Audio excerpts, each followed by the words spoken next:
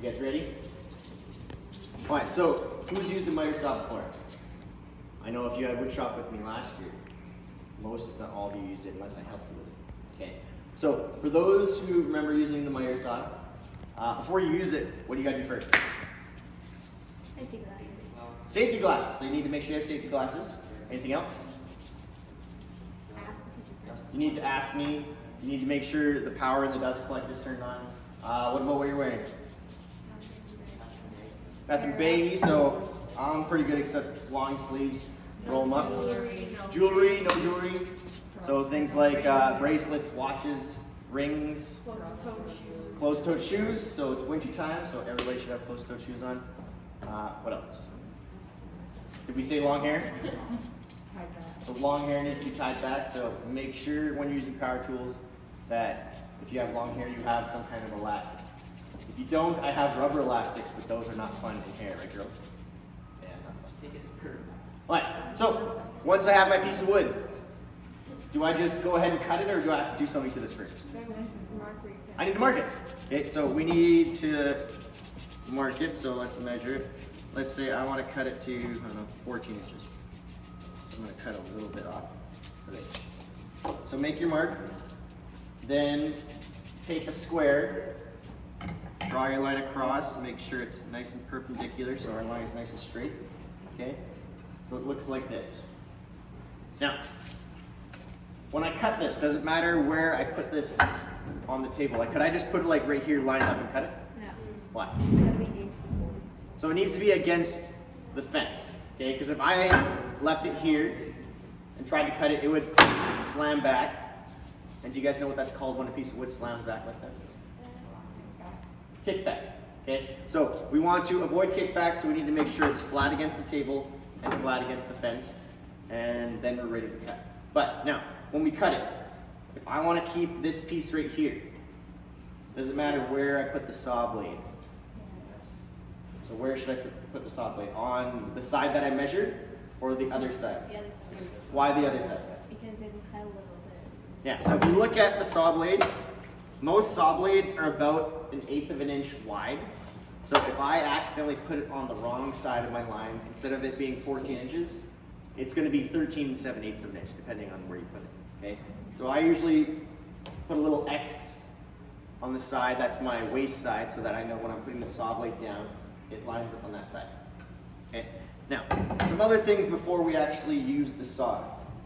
Does it matter how big your piece of wood is before we use this? Yes.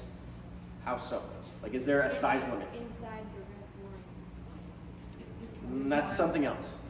Like, what? So what is the smallest piece of wood you think I can cut on this? Do you remember? There's a specific measurement.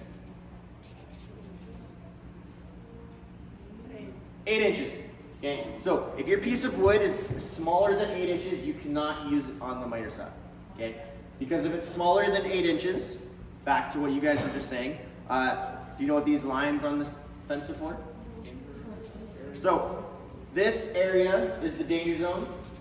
So I need to make sure my fingers are outside of this. Okay.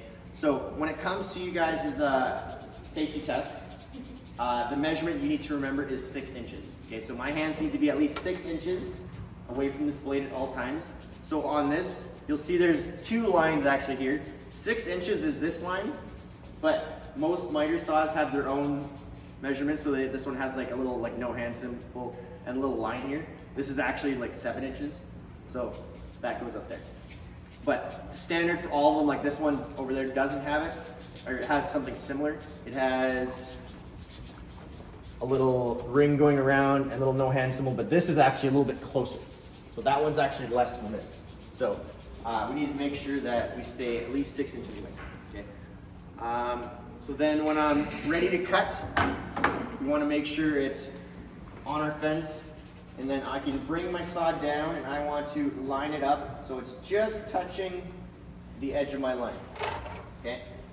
Now, these 2 miter saws are called sliding compound miter saws. Okay. Because what they can do is they can slide in and out, so I can cut boards potentially this wide. And I can also swivel them on an angle, so I can cut this at like a 45-degree angle or other angles. I for example, if you're making like a picture frame or something like that, or a box. And I can also tilt the blade on an angle this way, as well as this way. So that's why it's called a compound sliding miter saw. So we got these two miter saws here, so they're typically going to be used to break down our bigger boards to more manageable sizes, which we can then use on other machines. And then we also have one more over there. It's not a sliding miter saw, it's just a chop saw that just chops down. Okay. Now, with this sliding feature, you only really need it on wider boards. So if your board isn't that wide, typically we'll have this locked in place so it doesn't have to move. Okay. And then we are ready to cut. Okay. Now, whenever using the miter saw, you need to make sure you hold this securely when it's sliding, because the way the blade spins, it could potentially come back on you. So you got to make sure you got a firm grip on it so it doesn't move around. Except when it's locked, you don't have to worry about that so much. And if we ever have to cut odd, irregular, or round-shaped objects, you should never ever use this machine, okay? Because you're not going to be able to hold it securely against the fence and the table, and it could potentially spin out of control, and you could potentially get hurt, okay? Like for example, my uncle lost the tip of his finger, like the little tip of his finger on a miter saw this summer, because he was rushing a cut and he made his last cut and it pulled his hand towards the machine. So things can happen. So you got to make sure you stay away and don't rush through it. Now, you got to make sure your piece is at least 8 inches. So is this? So remember how big I said I wanted to cut this to? 14. So this is plenty big enough to use on the miter saw, and I can still hold my hand safely outside of the danger line, and we can make our cut nice and easy. Okay. Now, in some cases, you can clamp this to the table like with there and here if you want it to be more secure. And if you're ever cutting a bunch of pieces that are the same size, what you could do is you could use a stop block. So I could use a piece of wood like this and say I want to cut a bunch of pieces that are this size. I could line this up like that, and then I could put my stop block here and clamp it in place. So then once it's clamped, then I could just slide this over to this mark and I could cut the same thing every time, and as long as I don't bump it too hard, it's always going to be at that same measurement. Okay. Is there any questions about the miter saw? All right, so let's turn on the power. So can someone hit the green button for me, and I'll show you guys how to work this. So just big gray box, green button. Fine.